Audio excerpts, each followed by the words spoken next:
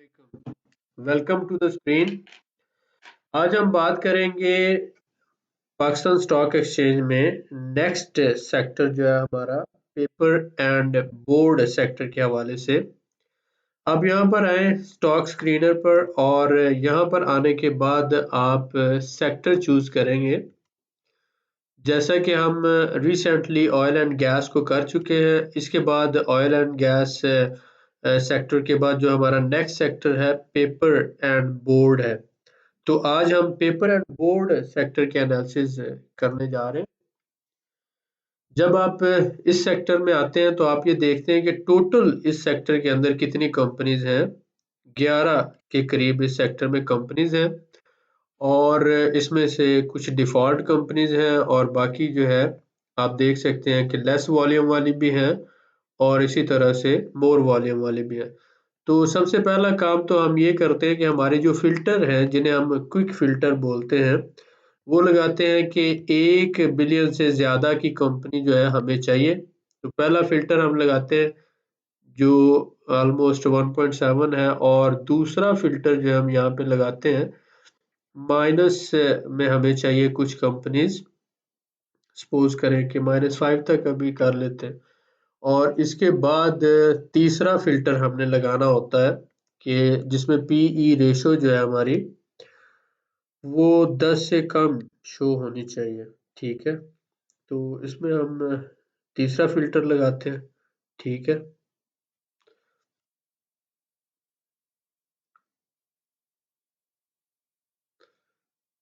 जी 3 filter हमने लगाए, market capitalisation 1.7 तक और यानी 1 बिलियन से यानी 1 अरब से ज़्यादा की होनी चाहिए।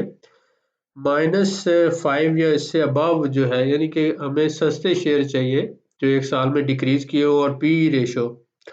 तो हमारे पास टोटल 6 कंपनीज हैं, 11 में से तो 6 हमने फिल्टर कर ली यहाँ पर। अब आप मजीद ये कर सकते हैं कि इन 6 में से अगर हम इस फिल्टर को मजीद बढ़ाते हैं -20 तक ले जाते हैं तो इसमें उम्मीद है कि हमारे पास कम हो गई है, 5 कंपनीज रह गई। अब ये 5 कंपनीज है हमारे पास। इन 5 में से हमने चूज करनी है ऑलमोस्ट 2 बेहतरीन कंपनीज। तो मैक्सिमम अगर करेंगे तो 3 कर लेंगे।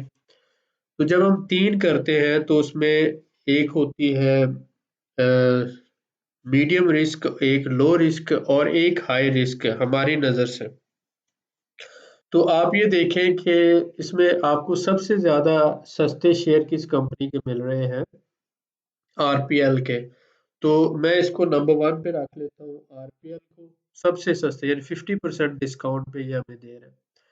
नंबर 2 पे मैं रख लेता हूँ, ये जो हमारे पास है सेंचुरी पेपर मिल। तो सेंचुरी पेपर मिल को नंबर 2 पे मैंने रख लिया और नंबर 3 पे मैं रख लेता हूँ इसी तरह से चिराट पैकेजिंग को। चिराट पैकेजिंग को जब नंबर 3 पे रख लेता हूँ और इसके बाद मैंने जो है ये नंबर 4 पे सिक्योरिटी पेपर मिल को ले लिया है और प्रायोरिटी के हिसाब से नंबर 5 पे मैंने मेरिट को लिया। ठीक हो गया। अब आपने ये देखा कि मैंने प्रायोरिटी जो दी है, जो मुझे सबसे सस्ते शेयर मिल रहे थे 1 साल के अंदर -50% डिस्काउंट रेट पे। यानी आपको पता है कि मैं आपको ये रेड नज़र आता है, मुझे ये ग्रीन नज़र आता है। ठीक हो गया। जो इन्वेस्टर होता है उसको जितना रेड होगा उतना उसको खुशी होती है कि इतने सस्ते मुझे मिल रहे हैं। उसके बाद इससे -50 के बाद मुझे जो सबसे ज़्यादा सस्ते मिल रहे थे वो -40 मिल रहा था और इसके बाद मुझे जो सस्ते मिल रहे थे वो -35 मिल रहा था। तो अब मकसद ये है कि ये तीनों मेरी प्रायोरिटी में सबसे ऊपर है। अब अगर रिस्क और रिवार्ड के हिसाब से भी ये मुझे अच्छा चार्ट नज़र आ जाता है तो मैं अपना इन्वेस्टमेंट डिसीजन ले लूँगा। क्विक फिल्ट्रेशन में सबसे पहला हम रोशन पैकेजेस को इसका चार्ट देखते हैं। वॉल्यूम इसका बेहतरीन है, सबसे कम वॉल्यूम जो इसी का है। ठीक है, ये सिक्योरिटी पेपर मिल का 10,000 तक है लेकिन बाकी सबका वॉल्यूम अच्छा है। ठीक है, चले हम इसको चेक करते हैं रोशन पैकेजेस को।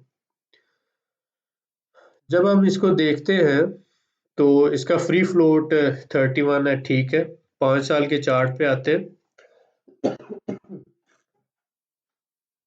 5 साल का चार्ट बेहतरीन है, खुशी हुई इसे देखकर।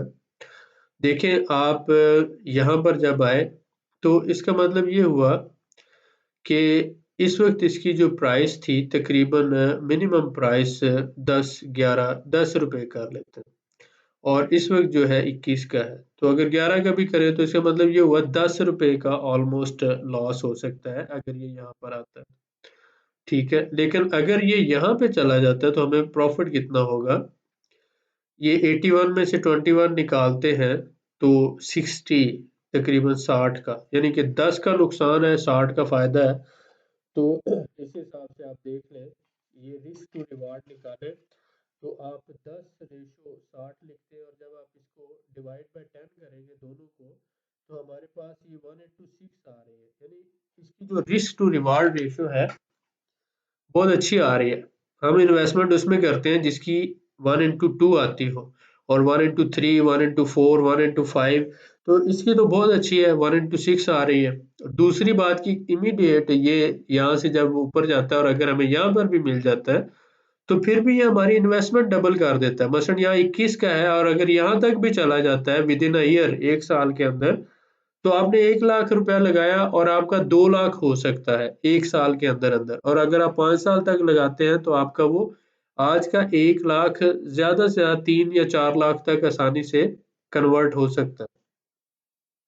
एक अच्छी इन्वेस्टमेंट है, बेहतरीन है। और अगर हम इसका नीचे जाते हैं, सेल्स को देखते हैं, तो सेल्स पहले 4, फिर 5 और इस वक्त 2021 में 6। और अगर आप यहाँ से देख रहे हैं ओवरऑल अर्निंग पर शेयर, तो ये भी बेहतरीन था। तो इसलिए हम इसको एक अच्छी इन्वेस्टमेंट कंसिडर कर सकते हैं। और शेयर इतना महंगा भी नहीं है कि 200 का हो, 400 का, 21 रुपए का शेयर है। अगर आप एक 100 शेयर भी खरीदते हैं फॉर एग्जांपल, तो ज़्यादा से ज़्यादा कितने का होगा? 2000 का। तो बेहतरीन इन्वेस्टमेंट है, तो नंबर वन पे आप इसे रख लें, रिस्क भी इसमें कम है, और इस तरह से हमें बहुत मुनासिब रेट पे मिल रहा है और अच्छे डिस्काउंट पे मिल रहा है। ठीक हो गया। अब हम नेक्स्ट चलते हैं, दूसरी कंपनी देखते हैं। दूसरी थी हमारी CEPB। आपने लिखे हुए होंगे symbol, CEPB, century paper and board mills. ठीक हो गया।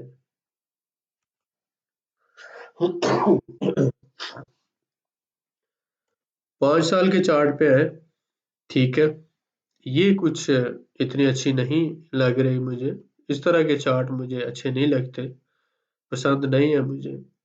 वजह उसकी क्या है कि आप देखें, लोएस्ट यहाँ पर है इसकी 24 का। इस वक्त जो है आप देख रहे हैं ये तकरीबन जो है 74 का है, 75, तो तकरीबन 50 का लॉस हो सकता है। दूसरा ये कि ये जो वैल्यू है इसकी 126 हाईएस्ट वैल्यू है, तो इसका मतलब 50 का ही इसमें फायदा हो सकता है। तो रिस्क इसमें अगर 50 है, यहाँ पे आप देखें, और एक ऊपर आपने लाइन लगाई ना यहाँ पे, तो ये रिवार्ड की लाइन है और ये रिस्क की लाइन है, और ये मीडियम इस वक्त प्राइस है, मीडियम लाइन, तो रिस्क भी उतना ही है 50 और रिवार्ड भी 50 ही है। तो ये चार्ट इसलिए मुझे पसंद नहीं है। अब आप देखें कि अगर किसी भाई ने यहाँ पर खरीदा है इसको 120 का, 128 का, 110 का, तो अब वो नुकसान में जा रहा है ना। तो उसको इस तरह से अगर वो 5 साल का चार्ट देख लेता, इसको समझ लेता और इसमें इन्वेस्टमेंट ना करता, तो वो कभी स्टॉक मार्केट को बुरा ना कहता। अब वो बेचारा स्टॉक मार्केट को बुरा कह रहा होगा, ब्रोकर उसके सामने फ्रॉडिया होगा, और खुद वो अपने आप को कह रहा होगा स्टॉक मार्केट बहुत बुरी जगह है, कभी यहाँ पे पैसा नहीं लगाना, अब मेरे बस ये जो मैंने लगाया ये रिकवर हूँ। तो वो हो सकता है 3 4 महीनों बाद वापस इस प्राइस पर आ जाए, लेकिन तब तक तो वो कोसता रहेगा। इसलिए हमें हमेशा पहले इन्वेस्टमेंट सीखनी चाहिए, समझनी चाहिए टेक्निकल्स और फंडामेंटल्स, और बाद में इन्वेस्टमेंट करनी चाहिए। तो सेंचुरी को आप काट दें, सेंचुरी को फॉरग कर दें, ठीक हो गया। नेक्स्ट जो हमारे पास दूसरा है, इसका तीसरा जो है CEP CPPL, CPPL जो आ गया हमारे पास चिराट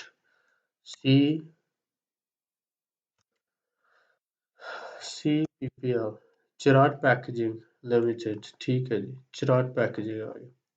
5 साल का चार्ट देखते हैं, हमें फौरन बता देता है कि कैसा है ओवरऑल इसका। इतना अच्छा नहीं लगा मुझे, मतलब अगर आप मेरा व्यू देखते हैं तो मुझे इतना ज़्यादा पसंद नहीं आया, लेकिन ना होने से तो कुछ बेहतर है, पिछले वाले चार्ट से तो बेहतर है। हाईएस्ट प्राइस इसकी 336 थी, लोएस्ट प्राइस इसकी अगर आप देखते हैं 51 है। इसका मतलब 100 का नुकसान हो सकता है और तकरीबन 150 का फायदा। तो ये भी हमारी जो 1:2 आ रहा है उस हिसाब से फिट नहीं है, इसलिए बाकी इसको देखने की जरूरत भी नहीं है। ये भी फारग हो गया। हमारा जो रिस्क टू रिवार्ड है 1:2 आर होगा तो हम लेंगे, नहीं होगा तो हम नहीं लेंगे। और इसमें जो है कोई ऐसी खास बात नहीं है, जब इससे अच्छी इन्वेस्टमेंट हमारे पास है तो हम इसको क्यों लें। अब इसके बाद जो नेक्स्ट कंपनी हम देख सकते हैं SEPL, सिक्योरिटी पेपर्स।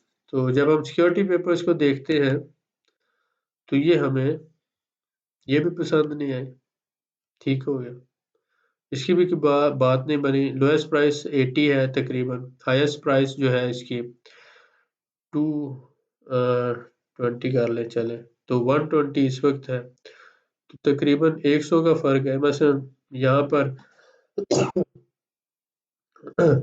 तकरीबन 40 का लॉस और 2 आर। लेकिन बात यह है कि इसका जो 5 साल की ये जो वैल्यू है पीछे, ये बीच में ये जो इस तरह से आ जाना एक थोड़ा सा जंप, ये बात नहीं समझ आती। इसको मोनोपोली हम कंसिडर करते हैं, और जब पीछे ये हाईएस्ट वॉल्यूम पे ना गई हो, वैल्यू पे ना गई हो, प्राइस पे, तो वो जो बात है वो बेटर नहीं कंसिडर की जाती। इसलिए हम यहाँ पर इसकी जो हाईएस्ट वैल्यू है यहाँ पर करते हैं। तो इस हिसाब से जो है हमें ये सूटेबल नहीं लगता।